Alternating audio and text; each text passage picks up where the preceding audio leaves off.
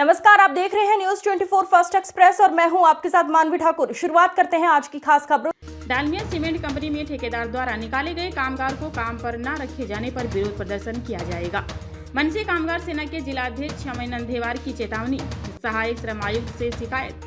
Dalmia cement Bharat limited के अंतर्गत India private limited में महाराष्ट्र नवनिर्माण कामगार सेना संगठन की स्थापना होने के बाद कंपनी के एचआर अरविंद बर्वा ने कंपनी प्रबंधन को चेतावनी दी है कि एचआर मोहित बर्वा ने सद्भावना पूर्वक 3 मन से कामगार सेना के कामगारों को अवैध रूप से बर्खास्त कर दिया है। इसलिए उनके खिलाफ कार्रवाई की जानी चाहिए और कामगारों को न्याय दिया जाना चाहिए। अन्यथा महाराष्ट्र नवनिर्माण कामगार सेना कंपनी क्षेत्र के गांवों के नागरिकों को साथ लेकर सार्वजनिक विरोध प्रदर्शन करेगी। जिले में सीमेंट उद्योग में कामगार का बड़े पैमाने पर आर्थिक शोषण हो रहा है तथा स्थानीय राजनीतिक नेताओं की भ्रष्ट कार्यप्रणाली से कंपनी प्रबंधन को काफी बल मिल रहा है, लेकिन इसमें कामगारों को उनके संवैधानिक अधिकार नहीं मिल पा रहे हैं। महाराष्ट्र नवनिर्माण कामगार सेना की ओर से हम यह सुनिश्चित करने के लिए काम कर रहे हैं कि अन्याय के शिकार कामगारों को श्रम कानून के अनुसार वेतन और अन्य सुविधाएं मिले। इस बीच गढ़चांदूर क्षेत्र में Dalmia cement Bharat limited company की ठेकेदार कंपनी इंडिया प्राइवेट लिमिटेड में काम करने वाले कामगारों को न्यूनतम मजदूरी नहीं मिल रही है। कंपनी की इकाई के लगभग 30 कामगार ने मन से कामगार सेना की सदस्यता स्वीकार कर ली है और हमसे न्याय की गुहार लगाई है। हालांकि इससे पहले कंपनी प्रबंधन में 3 प्रमुख कामगारों को सौरभ बबन काकड़े, अनिकेत मारुति, गुल राजकुमार विठोबा कोरंगे को कल 29 मई 2025 से बिना किसी पूर्व सूचना के नौकरी से पारस्परिक रूप से बर्खास्त कर दिया है। बता दें, वास्तव में यदि कंपनी के कामगारों को न्यूनतम वेतन नहीं मिल रहा है और उनका आर्थिक शोषण किया जा रहा है तो महाराष्ट्र नवनिर्माण कामगार उन कामगारों को न्याय दिलाना अपना कर्तव्य समझते हैं जो न्याय के शिकार हैं। इसीलिए इस मामले में डालमिया सीमेंट भारत लिमिटेड प्रबंधन को तत्काल उन तीनों कामगारों को नौकरी पर रखने का आदेश दिया जाए, अन्यथा साबोताल गांव के नागरिकों को एकजुट कर कंपनी के खिलाफ बड़ा जन आंदोलन छेड़ेंगे और इसके लिए हम और कंपनी जिम्मेदार होंगे। ऐसी चेतावनी मनसे कामगार सेना के जिलाध्यक्ष अमन अंधेवार ने पत्रकार परिषद में दी है। इस अवसर पर मनसे जिला उपाध्यक्ष राजू कुकड़े, विधि विभाग जिलाध्यक्ष एंड अजीत पांडे, यातायात बल जिला अध्यक्ष महेश बासलवार, लोक कल्याण विभाग जिला अध्यक्ष सुनील गुड़धे, डालमिया सीमेंट कंपनी के पीड़ित कामगार तथा अन्य मनसे पदाधिकारी व कार्यकर्ता उपस्थित थे। हाँ राजा, डालमिया कंपनीमध्ये जे 30 कामगार जे आहे त्या कंत्राटी कंपनीच्या कामगारांनी महाराष्ट्र नवनिर्माण कामगार सेनेच्या कार्यालयामध्ये येऊन त्यांनी सदस्यता नोंदणी केलेली होती आणि त्या संदर्भामध्ये मुंबईवरून एक अधिकृत पत्र जे संघटनेच्या माध्यमातून ते कंपनी डालमियाला देण्यात आलेलं होतं। पण त्यानंतर दुसऱ्याच दिवशी जे आहे जवळपास 5 कामगारांना काढलेलं होतं आणि आम्ही म्हणून त्यासाठी त्यांना फोनवर बोललो।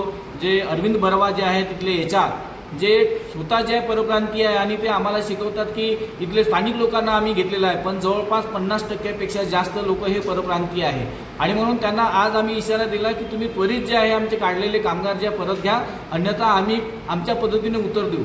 पण त्यांनी त्याचं ते न ऐकता त्यांनी बरं तुम्हाला जे करायचं ते करा, म्हणजे अशा प्रकारची मजुरी एचआर जे आहे बर्वा यांनी केलेली आहे। आम्ही त्यांना सोडणार नाही। मी सहाय्यक कामगार आयुक्त कार्यालयामध्ये आम्ही ते पत्र देऊन त्यांना सांगितलेलं आहे की त्वरित जे आहे ते काढलेले कामगार घ्या, अन्यथा महाराष्ट्र नवनिर्माण कामगार सेनेच्या माध्यमातून त्या परिसरातील संपूर्ण गावाच्या नागरिकांसोबत हे जनआंदोलन छेडू आणि स्थानिक मराठी भूमिपुत्राच्या हक्कासाठी आम्ही शेवटच्या क्षणापर्यंत राहू।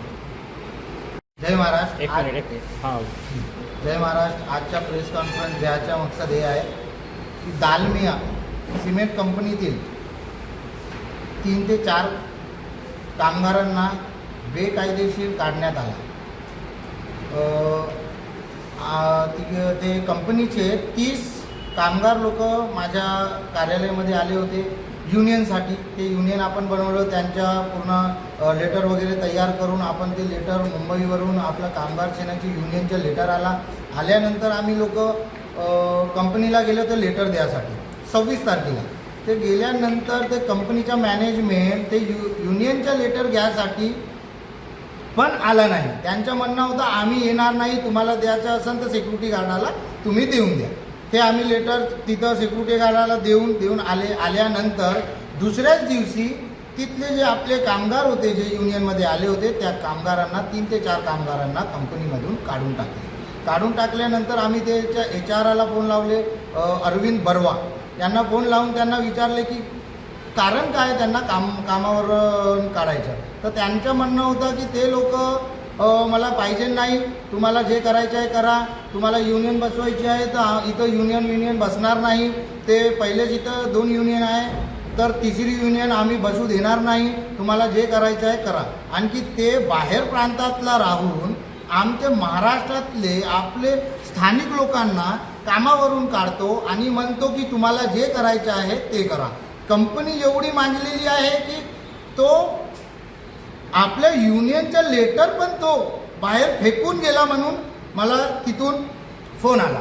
तर माझ्या म्हणणं एकच आहे, जे कंपनीचं जे मॅनेजमेंट आहे त्यांना माझा एकच इशारा आहे की ते जे 3 ते 4 कामगारांना तुम्ही काढले आहे त्यांना लवकरात लवकर कंपनीमध्ये वापस कामावर घेण्यात यावे, नाहीतर महाराष्ट्र नवनिर्माण कामगार सेनातर्फे तीव्र आंदोलन करण्यात येईल. आणि एक मेसेज मी आपले मुख्यमंत्री फडणवीस साहेबांना मी देतो की याच्यापूर्वी काही महिन्यापूर्वी देवेंद्र फडणवीस साहेबांनी, आपले मुख्यमंत्री साहेबांनी एक आदेश दिला होता कंपनीच्या हितामध्ये की जर कोई कंपन्यामध्ये जाऊन बेकायदेशीर त्या कंपनीच्या मॅनेजमेंटला या कंपनीला त्रास देतोय तर त्यांच्यावर गुन्हा दाखल व्हावे आणि त्यांच्यावर कारवाई करण्यात यावे. पण साहेब तुम्ही हे नाही सांगितले की कंपनी जर बेकायदेशीर काम करत आहे आणखी जे आपली स्थानिक लोकांना त्रास देत आहे तर त्यांच्यावर गुन्हा कोणते दाखल व्हावे असे तुम्ही काऊन आदेश दिले नाही. आणखी जे आपले स्थानिक लोकांना जे कंपनी त्रास देत आहे त्यांच्या विषयीमध्ये तुम्ही लवकरात लवकर काहीतरी करावे अशी माझी मागणी आहे देवेंद्र फडणवीस साहेबांची, मुख्यमंत्री देवेंद्र फडणवीस साहेबांशी. आणखी माझं म्हणणं एकच आहे, लवकरात लवकर जे लोकांना तुम्ही कामावर काढले आहे त्यांना तुरंत परत कामावर घेण्यात यावे.